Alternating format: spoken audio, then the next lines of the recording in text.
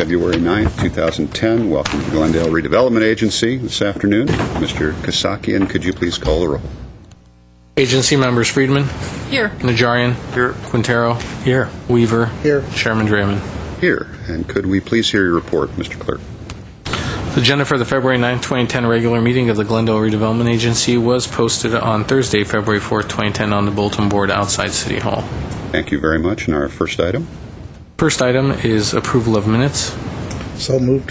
Second. We have a motion and a second. The minutes will stand approved as submitted. Next, please.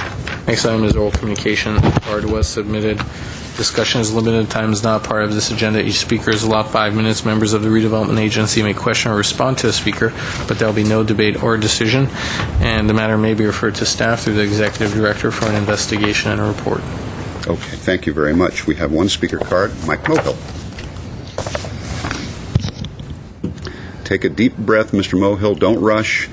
You made it all the way over here in the rain without breaking your neck. We don't want you to do it here. And I miss housing, so take my breath here. Hang on. Okay, thank you very much for your time and consideration. My name is Mike Mohill, long-term resident of Glendale. I like to talk about Central Glendale. What brought to my attention is this article I read in the LA Times Sunday. LA Live Wire. AEG Tim, can't pronounce his last name, called a force of nature has transformed downtown at a very high stakes. I don't know if you all read the article in Sunday's paper, but this man is visionary. How he has politically, of course, but he changed South Los Angeles. That is a very vibrant place. Now, I know we're going to try and do that with the marketplace area where the Circuit City is located there. We've talked about several different things. We've talked about the arts, okay? And that saddens me about the arts because I have another article I cut out of the paper. This one is Pasadena. The unfortunate closing of the Pasadena Playhouse. A shifting canvas, it says, for Pasadena arts. City has long had a vibrant cultural scene, but now it finds its genteel tradition in flux. The people who patronize the arts, unfortunately, are getting older and older. And they're finding that they have to appeal to a younger crowd. And we're talking about, the arts in Glendale. I like musicals, I like classical, I like symphonies. Unfortunately, young people don't. I wish we can educate them. But in the meantime, we have to bring in art material that the public wants, the 18 to 54 group. They're the ones that spend the money, not old fogies like myself. Another article, record deficit forces cuts in famed New York Art Museum. Millions of dollars in the hole. These are tough times for the arts. Up and down. We have to think, I used to paraphrase this, out of the box. How about a casino for the marketplace area, surrounded with culture? I was at San Manuel Casino a couple weekends ago, busy with thousands of people there, bringing in lots of money to that casino. I know we don't have any tribes, Indian tribes in Glendale. Of course, there used to be Indian Springs. Remember, Mr. Draymond? Mm-hmm. Those were those Indians. Okay. But I believe, I don't know if the charter allows us to bring in card poker games. They have it in Gardena. They have it in the City of Commerce. Why not have that in Glendale? Thinking differently. And we can surround it with restaurants, hotels. We don't have any manufacturing here in Glendale per se. to bring in those kind of dollars. It's going to be retail and commercial. And I think a casino can be another driving force. Can you imagine it being located across from the Americana? And even the Neon Museum, Art Museum, could be a vibrant part of that program.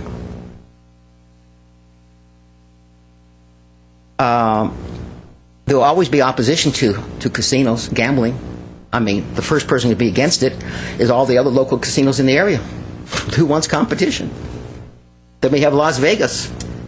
They're against it too. But we need the money. We have to get it somewhere to pay for the services that we all love and like. With that, I'll leave this information for you all to read at your leisure. And again, thank you for your time and consideration. All right, thank you, Mr. Mohill. I don't have any other speaker cards for oral communications, so I'll close oral communications. Let me just say, in reference to Mr. Mohill's comments, you might want to sit down, Mr. Mohill, because you might be shocked when you hear what comes out of my mouth. But with the exception of the casino issue, I agree with much of what you said today. And I'm going to ask Mr. Lanzafame to chime in here, because we were at a meeting today, and I was enumerating or explaining as agency chair in a meeting part of my philosophy, and I think it's a shared philosophy with this agency as a whole, in terms of the direction that we want this agency to go. It's right now we're in a recession. We're not being deluged with building projects coming to us. It means we have to go out and put the pedal to the metal and bring the kind of projects that bring the kind of demographic, is what Mr. Mohill was talking about, bring the kind of demographic to the city, especially the downtown area, that is the demographic that all of our retailers are crying for, that our restaurant venues are crying for, that our entertainment venues are crying for, and so on. And this is why we are in discussions with a number of businesses and that fit exactly the mold you're describing, Mr. Mohill, and I'm not prepared to get into that list, but it's a considerable list, and they fit that demographic.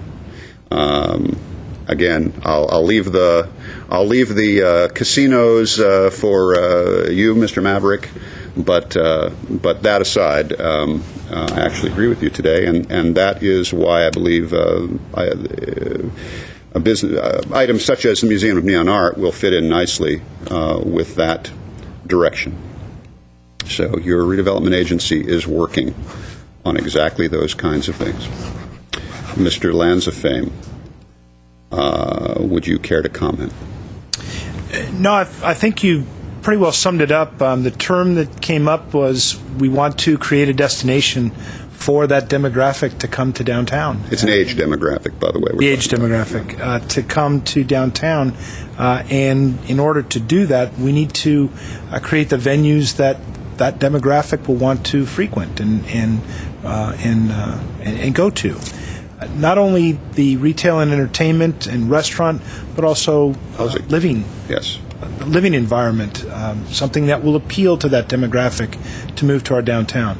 So all things that we're working on as part of a small part of the entertainment district that the agency has directed us to pursue. Thank you very much. Our next item, please. Next item at 6 under business agenda is 6A, public hearing. Director of Community Redevelopment and Housing regarding request for standards, variances for signs, and a new master sign program for property located at 240 North Brand Boulevard. At 6A1 is motion approving variances for 6 off-premise wall signs and 1 oversized informational sign based on findings and conditions. 6A2 is motion approving a new master sign program subject to comments and conditions of the agency. Thank you very much, Mr. Kosakian. All right, let's go to Phil Lanzafame, our Director of Community Redevelopment and Housing. If you're ready to open the public hearing, we'll give you a small... Are you ready? Are you on your starting blocks, Mr. Lanzafame? Yeah. Okay, here we go. We are opening the public hearing. Go. Mr. Chairman, members of the Redevelopment Agency, this is a sign program before you. It is for a multi-tenanted building. It is not your standard run-of-the-mill building, and what we're trying to do is create a program that meets today's standards in a building that was built some time ago. As a result, all of the signs, or majority of the signs that we're asking for in the sign program would be allowed by code in a different situation. But put together here, and given the building configuration, we think a sign program and that allows these variances is appropriate and would actually benefit the building, as the tenants and the downtown. To give you a real brief description on what those variances are, I'll ask Annette Vartanian, Economic Development Analyst, to just describe them quickly for you, and then we can answer any questions. Ms. Vartanian. Good afternoon, agency chair and agency members. As Mr. Lansdowne stated, Doran Platts, the property owner of 240 North Brand, is requesting a sign program for new signage for 3 tenant spaces at the property. This includes the basement level tenant, first floor and second floor. Tenants currently include 24-hour fitness on the second floor, and Goodwill is proposing to occupy the first floor, and Glendale Career College the basement level. New signage for this property includes 3 wall signs on 3 elevations, 3 under marquee signs along Brand Boulevard, 1 building information sign or an address sign, 1 informational sign, and 1 window sign. The variances are for the off-premise signs. The 2 types of, there's 3 signs for 2 tenants that don't comply with code. One's for the basement tenant because these signs are not directly adjacent to the tenant space, so we are requesting a variance for that, as well as the tenant, the first floor tenant. The 3 signs are not adjacent to the tenant space. As such, we need to request a variance for an off-premise sign. And finally, 1 is for the informational sign because it is greater than 3 feet in height. The code allows for these informational signs to be less than 3 feet in height. So as Mr. Lansdowne stated, the sign program is designated for the 3 tenant spaces, so we've allowed for flexibility for future tenants to come in. Specific fonts and colors have been set in the sign program, but it's flexible enough to allow for corporate signage and logos.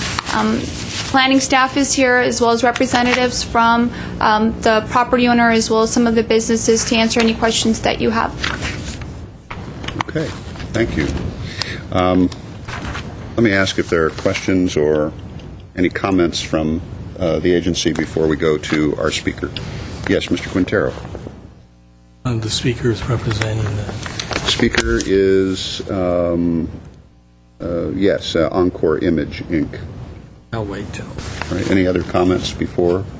All right, let's hear from our speaker. That is Richard Audette? Yes. Okay, Audette from Encore Image Incorporated. Yes. Thank you. Good afternoon. We created the sign program for this building, and I was just wanting to open myself up for any questions any of the council members may have. Okay, well, if that is the case, then why don't we take you off the clock, Okay. and I'll go to my colleagues. And that is the only speaker card. Mr. Kasaki and Mr. Mohill is motioning at you. Thank you. Our second speaker is Mr. Mohill. That's you. That's me. So if you're going to speak, this would be the time. Oh, now? Oh, Yeah, okay. yeah. Thank you, Councilman Draymond, Chairperson. Mike Mohill, resident. I'm kind of ambivalent on this sign thing. First, I'm for the restrictions, and I'm against the restrictions. But I think I'm speaking on behalf of Margaret Hammond, who's not here this afternoon. I don't think I'm sure she doesn't know I'm going to speak in her behalf, because she'll tell you that for many months at a time, she and a lot of people came before the city council and wanted the restrictions and tear down those billboards, if you recall her mantra some time ago. She was also against changing the variances for the Americana and the Galleria. she also would say, you know what, we make a variance for those two businesses, and next thing you know, there'll be another company coming into city council and asking for a variance. And here's the first one. And I'm sure it won't be the last one. Are we going to be firm? And it kind of like reminds me of the housing pattern with walls throughout the city. You're going to have discussion this evening about this lady who wants to have this fence in front of her house. If you walk around her neighborhood, there are all kinds of fences that don't meet code or their variances that were approved by the council. And here we go again.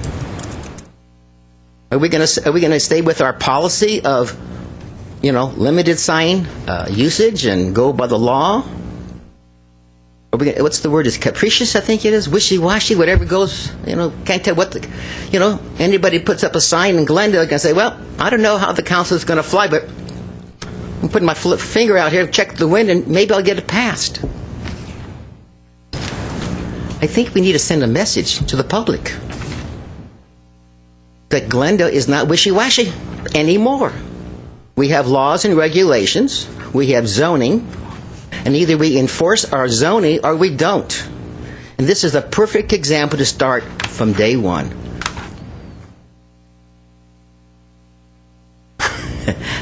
Almost 53 seconds to go, and I'm going to reinforce, are we going to keep the zoning patterns the way they are, or are we going to be wishy-washy as we are in the retail and in the residential areas of our city? Thank you very much for your consideration, and I'm sure Margaret would appreciate what I said for her. Okay, thank you, Mr. Mohill. Mr. Quintero. Will someone educate this man? I mean, what he just said is not at all. Well, and so is there someone from planning, someone from... Let me just suggest, first of all, let's have Alan Loomis come up, because this is a signed program. And this is, just so no one misunderstands, this is a legal process. This is part of what we do. We incorporate in our rules, if you will, the possibility for a signed program. That's what we're looking at today. Mr. Loomis, can you explain for those who don't know, and perhaps Mr. Mohill, what it is we're doing here today? Not why we're here. I wouldn't set that big a task for you, but rather about signed programs. Yes, very generally, a signed program is required for buildings, commercial buildings that have more than one tenant. The purpose of the signed program is to ensure that as those individual tenants put up their signs, they operate within an overall design pattern. It is something that is required through our zoning code and enabled through our zoning code. And in the redevelopment areas, the redevelopment agency is the authority that approves sign programs. Okay. And so this is not, strictly speaking, a variance just to put up signs? Not strictly speaking, although there is a variances attached to as part of this sign program. Okay. Thank you. Were you pointing to yourself or pointing to Mr. Najjar? I'm pointing to myself. Okay. Ms. Friedman. I'm raising a finger. The one question I have, and I did see in the staff report that you didn't have any particular, you recommended approval, but were there any recommendations that you would recommend that we make as a part of our motion? No, I don't believe so. That is because we've spent a considerable amount of time working with the applicants to actually ensure that this program will be, we've kind of accommodated all of our recommendations in the package in front of you. Okay. Mr. Najarian. I don't have a problem with the technical aspects of the master sign program, but I was just sitting here thinking to myself about the new tenant, the Goodwill Industries. I think that's a bad use. And then I started thinking about, that's right, there's 24-hour fitness on top of that, which I think is a bad use. And then, there's a career college down below, which we were very concerned about the parking impact and the congestion that it's going to cause. Are these the types of tenants that we're trying to attract? I mean, as far as I'm concerned, these are three, how can I be diplomatic about this? These are three uses that I think would be best encouraged to be located in another part of the city rather than on our signature street in our vibrant downtown that we're trying so hard to create with the entertainment district and the pedestrian-friendly aspect of it. How did the Goodwill Industries get in? And there's no offense to Goodwill Industries. I support their efforts at providing employment for disabled individuals, but I mean, that's like a sore thumb right in the middle of our downtown. And what can we, I mean, is that just completely off the issue at this point? I'm not someone sure. help I'm me not with sure that? that that's for Mr. Bloom. So let's go to Mr. Lansafame. Mr. Najarian, without making any value judgments and answering your question, 24-hour fitness was there, and it's a pre-existing condition. The college was the desire of the agency because they were in a basement and they wouldn't be interrupting that pedestrian flow. Goodwill Industries is a permitted use, and if you read the literature, they are one of the few expanding businesses in the country today, and there's good reason for that. What we tried to do with Goodwill Industries is get commitments for their higher-end store, and they do have higher-end stores. There's some staff that can talk about it, but that is what they have committed to put here. So it isn't what you would see on Glen Oaks. We have talked to them about being a donation center, that this is not the location, and we've got commitments for them to discourage that. We will be watching that things aren't left in the parking lot in the back, because that would be a code violation. So we've tried to tailor this particular retail outlet, which is permitted by code, to meet those goals and desires of the downtown plan. The name Goodwill, I think, carries with it many, many connotations. Can this name be changed to, estate antiques or estate furniture or something? Just don't put Goodwill on there. It's going to kill us downtown. If I may just... I understand, but, we're certainly at a crossroads here in terms of giving them some discretionary decisions on their sign program. Let me first get Mr. Najarian's questions and comments addressed, and then we'll go to the rest of our colleagues. There is a representative from Goodwill that perhaps could address that. If Can we change your name? Don't you have like a high end? I know there's different, sir or ma'am. I can't. Hi, I'm Terry Taketa with Development. to the podium? You're going to have to come to the microphone, state your name, but I'm also going to need you to fill out a speaker card afterward. Okay. All right. Hi. Do you have any other names? Any branding? Like Home Depot has Expo, and Expo store sounds so much more exciting than Home Depot. Fortunately, at this time we don't, and I don't have discretionary authority over Goodwill Industries to change the name. But one of the things it is, throughout the United States, one of the most recognizable brand names in retail, and as far as discount retailers, we are in the top 10 as far as volume of sales in that category, with Walmart being number 1. And I think we're either 6 or 8 as of this year as far as volume. And you just have to come to see our new stores. I invite you to go to our store in Fairfax and Beverly, just diagonally across from the Grove.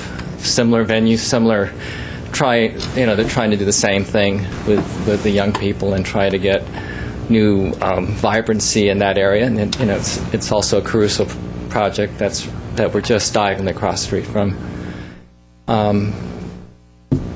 Kind of like I can't say anything other than we are Goodwill, and I'm proud to be from Goodwill Industries.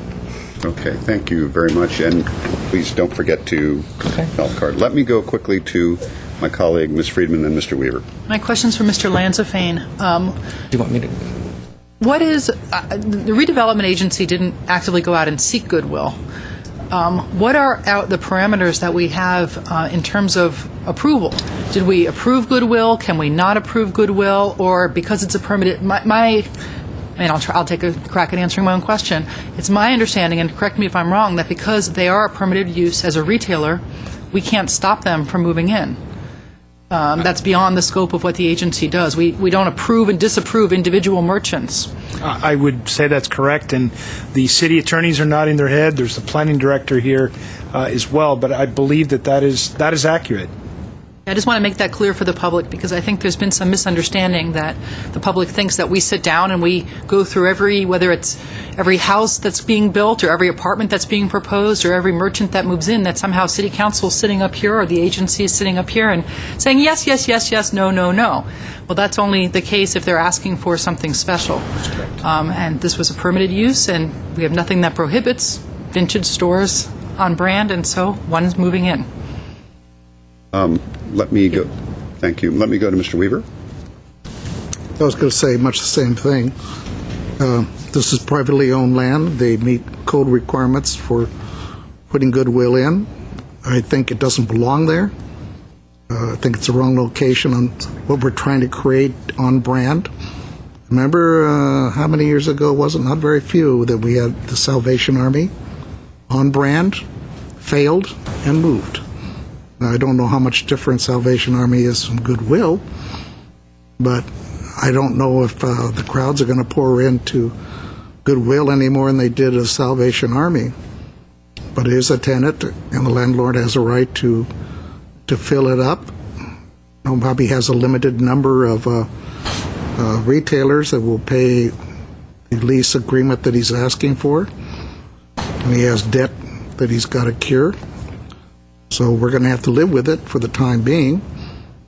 I don't wish them to fail, but I hope something happens in the future that they decide they have to move to a side street in Glendale.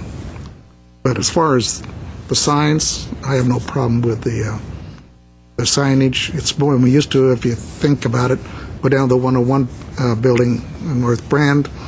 How many signs are up there for California Pizza Kitchen, for BJ's, for, I don't know, there's 3 or 4 names strung along up there. So if there's 3 tenants in here, I guess same thing applies here. We have to let them each be able to promote themselves. I can't see hiding it. In this economy, any exposure you can get is good.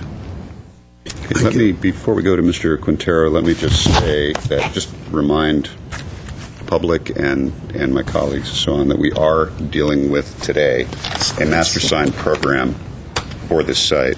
And the motion is for approving a variance and approving a motion for a master sign program, or not. But the use is really not for debate here today. Having said that, I certainly understand exactly what my colleague is saying, but this isn't the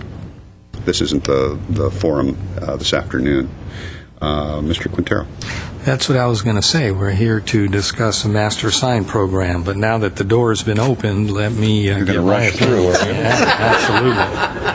Absolutely. Number one, let me say how happy I am that this building is finally going to come online with the merchant, the retail use, the existing use stays, and what I think is a very good use, and that's the career college in the basement. We've handled all the parking issues. I think both the students and even some of the families associated with the people that study there will be shopping and going to restaurants in the Brand Boulevard area.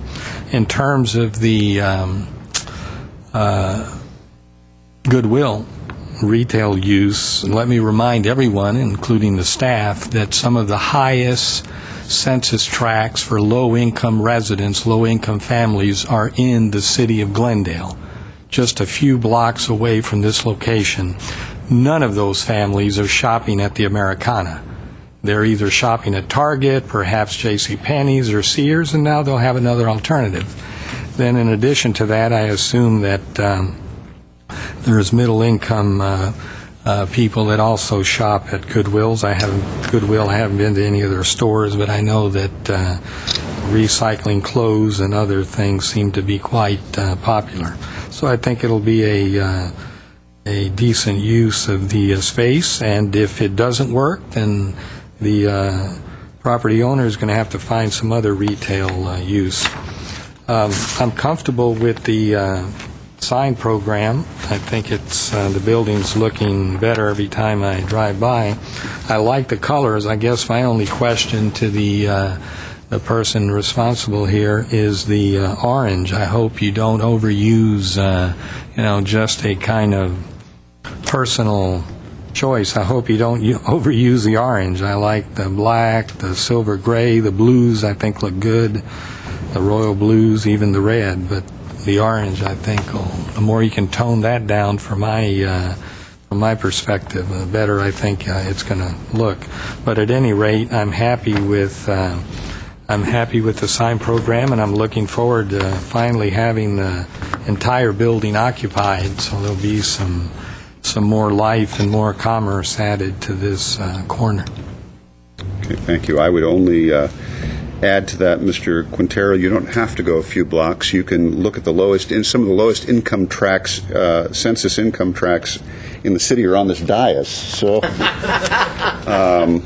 but in any case, with regard to the sign program, I'm satisfied with the examples that are shown in the report, the various fonts, the size, the construction, and the display of them. I'm fine with that.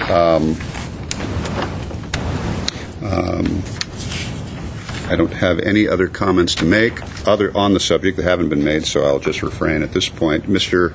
Audette, is there anything you'd like to add before we move on? Yes, just two items with the concern of the orange color. Orange is in there because it occurs on a very small interval in the corporate signage and logo for Goodwill Industries. You'll see in the upcoming sign plans that they present for permit that it's just a small space in the bottom of their sign. That's why it occurs in there.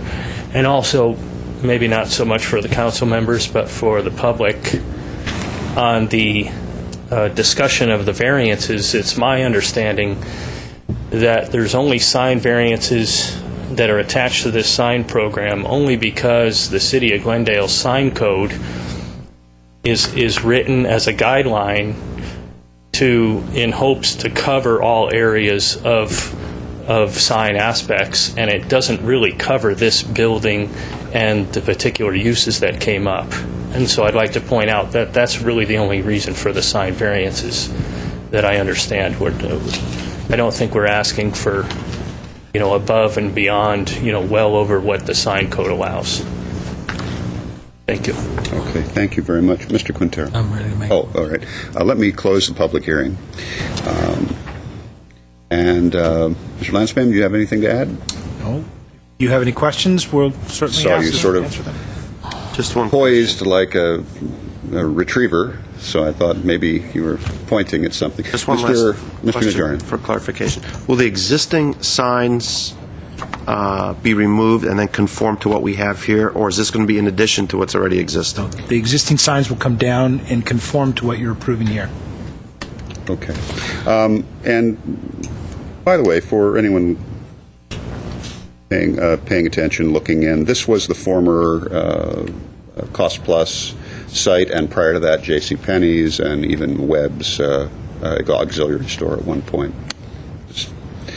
Okie dokie. Do we have a motion? I'll move 6A2. All right. 1 and 2. I'll move 6A 1 and 2. 1 and 2. Do we have a second? Second. We have a motion and a second. Mr. Kasakian, if you'd call the roll, please. Agency members: Friedman, Yes. Najarian, Yes. Quintero, Yes. Weaver, Hey.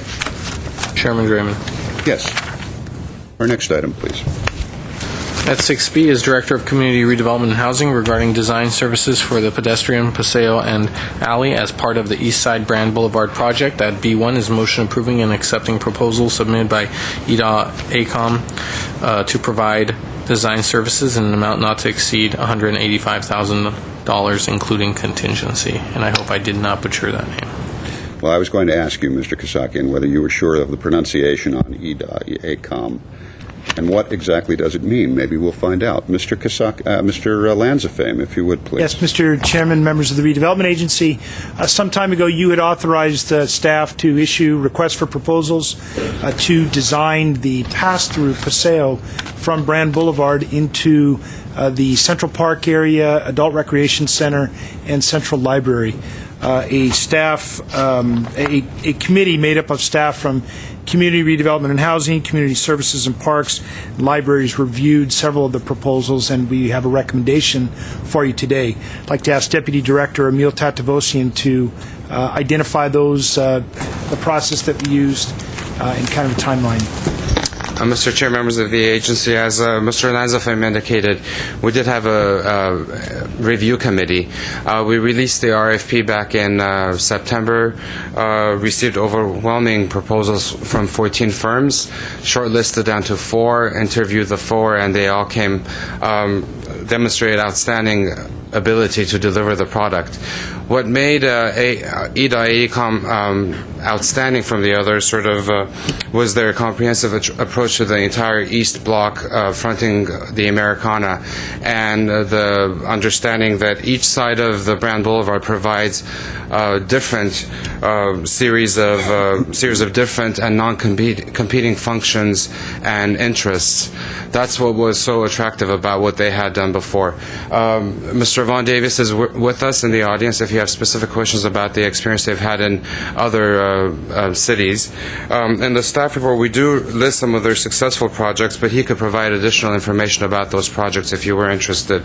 The motion before you is for a contract with them for the amount of $185,000, which is a comprehensive contract amount, basically from conception to construction documents at the very end and begin construction. That concludes my presentation, unless you have questions. Mr. Tatavosian, let me just pause for a moment. Do we have any cards on this, Mr. Zakian? No, there aren't. Okay, thank you very much. Mr. Quintero. The contract is for the Paseo pass-through and the entire alley? Yes, I'm sorry, I didn't clarify that, Mr. Quintero. Agency members, the contract would be specifically for the pedestrian paseo fronting the future home of Mona, which aligns with Caruso Avenue on the west, and also the alleyway and the surface parking lot running north-south adjacent to the library. And ultimately, I think thinking about the entire block and how this space ties in with the Adult Recreation Center as well as the future plans for the Central Library. Right, because what I'm interested in is that we do a master plan from Harvard to Colorado, north to south, including the library, that parking area, et cetera, and adjacent to Central Park, and then the Paseo. So that's what this firm is going to do, the entire... We have come to you with an in-house master plan for the area that did just as you discussed. This firm would do the pass-through and then the landscaping and reorientation of the alley and parking lot between the two. And as Emil said, give some thought to how does that then lead to a next phase once the library is rehabbed and reoriented, the adult recreation center is up, and Central Park. How do all those tie together? Okay, So but in the it meantime, will we'll be doing something about the alley and the parking lot and the That's correct. north-south. Okay, Yes, sir. that's great. Back in, I think it was June of last year when we brought the master plan done at the staff level to you, we identified the goals that we were trying to achieve on the east side with the different public spaces and complementing them with the public spaces on the west side. This contract carries forth the goals for the passageway and the future multi-use space with the alley and the parking area, the surface alley. Are there any other comments or questions? Mr. Weaver. I mean, it's a worthy goal and everything, but I'm just wondering, will the public at all wonder in these economic times why we're spending $185,000 on this kind of a topic? Will they accept it? Do they understand it? I mean, the general public looking at it says, my gosh, the city says they're not, or that it's tough times, and they're spending $185,000 on a master plan. couple of things. This is kind of the end of the downtown strategic plan that we put together beginning back in '94. It's that vision that the community and the redevelopment agency and city council all bought into. So we think that those civic spaces are important to the revitalization of our downtown. Second, the funds that are used to develop this cannot be used for general services, police or fire or even the library. They are restricted to eliminating blight and furthering redevelopment purposes, which these public improvements are. And then finally, I guess, for whatever jobs are created out of this construction, that is part of stimulating the economy. How much money is left in that account? Well, you have authorized us to issue a bond, negotiate a bond, in the amount of $24 million, which a portion of that would pay for this. We have about something over $1 million in the account today. In the town center / ARC East Brand Connector account? That's correct. A little over $1 million. Right. There's a little over that, and then the bond that you authorized would allow us to use those funds for this public I improvement. just want to make sure the public heard it before we get a criticism spending that kind of money in these times. It's limited, so. It is, the funds that we're using are restricted to these types of projects and redevelopment, traditional redevelopment. Thank you. projects. All right, let me see if there are any other comments. Nope. All right, thank you very much, Mr. Tadavosian. Thank you very much, Mr. Lansafin. Have a motion. I move 6B1. Second. Motion and a second. Mr. Kasakian, could you call the roll, please? Agency members Friedman? Yes. Najarian? Yes. Quintero? Yes. Weaver? Aye. Chairman Draymond? Yes. Our next item. Agency member staff comments? I hear none. Staff? No. Motion to adjourn? So moved. Second. We have a motion and a second. We're adjourned. And recessing to Housing Authority.